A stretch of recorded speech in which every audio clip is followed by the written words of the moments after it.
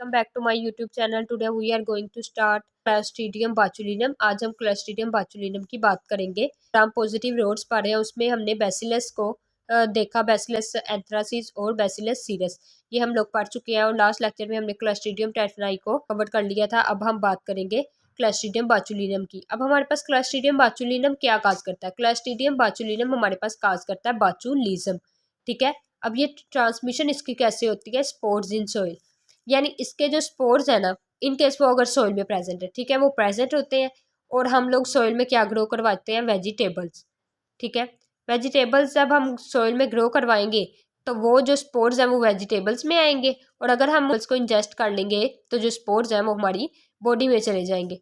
Toxin with in the can food ingested pre form, ठीक है, इसके जरिए भी चला जाता है, ग्रीन बीन्स के जरिए जाता है, पिपर्स के जरिए जाता है, मशरूम्स के जरिए और स्मोक्ड फिश के जरिए इन जो स्पोर्स हैं वो हमारी बॉडी में जा सकते हैं। अब पैथोजेनेसिस कैसे होती है? देखें, स्पोर्स इन सॉइल, ठीक है, स्पोर्स कहाँ थे? सॉइल में प्रेजेंट थे, वैक्यूम पैक्ड विद डाइजेशन।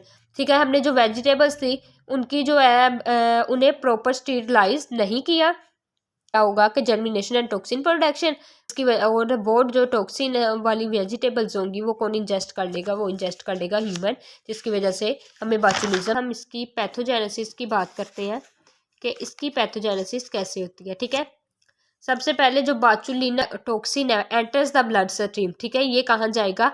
जब हम इसे इंजेस्ट कर लेंगे फूड के जरिए तो ये जाएगा हमारी ब्लड स्ट्रीम में थ्रो इंजेक्शन के जरिए, और फ्रॉम म्यूकोजल सरफेसिस के जरिए ये जा सकता है।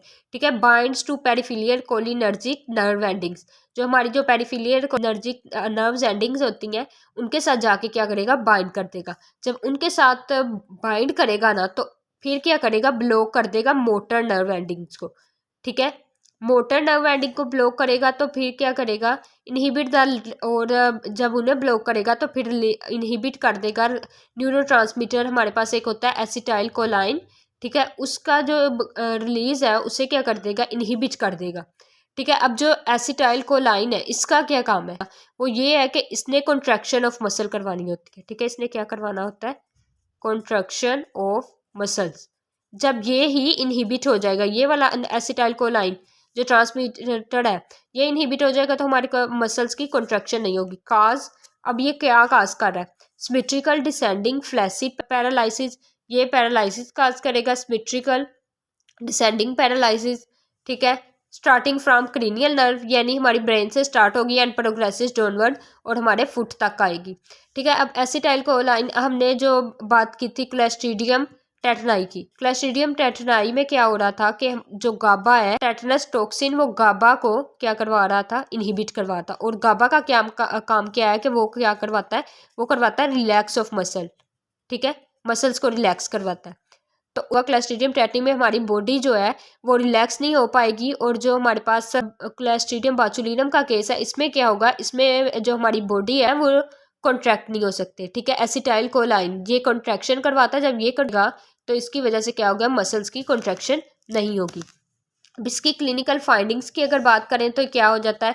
हमें डिसेंडिंग पैरालिसिस या फ्लैसिड पैरालिसिस, ठीक है, स्टार्ट कहाँ से होता है? हमारे पास क्रीनियल नर्व से ये स्टार्ट होगा और प्रोग्रेसिस डाउनवर्ड। रिस्पायरेटरी फेलियर हो सकता है, हमें बाउंड बाचुलिज्म भी हो सकती है और इन्फेंट बाचुलिज्म हो सकती है थ्रो हनी। अब ये हनी क्या है? मतलब अगर इन पाकिस्तान हम देखें ना तो है कि उन्होंने शहद रखा होता है, जो उनके न्यू बॉर्न बेबी होते हैं वो कहते हैं, तो हम लोग यही शायद नस्ल दर नस्ल चला रहे होते हैं, उस हनी में प्रेजेंट होते हैं स्पोर्ट्स। ठीक है, और स्पोर्ट्स प्रेजेंट होने की वजह से क्या होता है कि वो जब हम लोग इन्फेंट को देते हैं तो उन्हें इन्फेंट बाचुलिज्म हो जाती है। अब इसकी लैब डायग्नोसिस क्या है? माउस प्रोटेक्शन टेस्ट है। इसमें जो ज़्यादातर ऑर्गेनिज्म है वो कल्चर नहीं होता। ठीक है, क्लोस्ट्रीडियम बाचुलिनम कल्चर नहीं होता, इसलिए हम माउस प्रोटेक्शन टेस्ट करते हैं। इसमें जो मेनली वो होता है कि एंटीबॉडी इन सीरम होती है बाय माइस में हम एक एंटीबॉडीज़ वगैरह इंजेक्ट करते हैं। ठीक है, और इसके ज़रिए हम लोग इसकी लैब डायग्नोसिस करते हैं। Thank you so much for watching my video, stay tuned.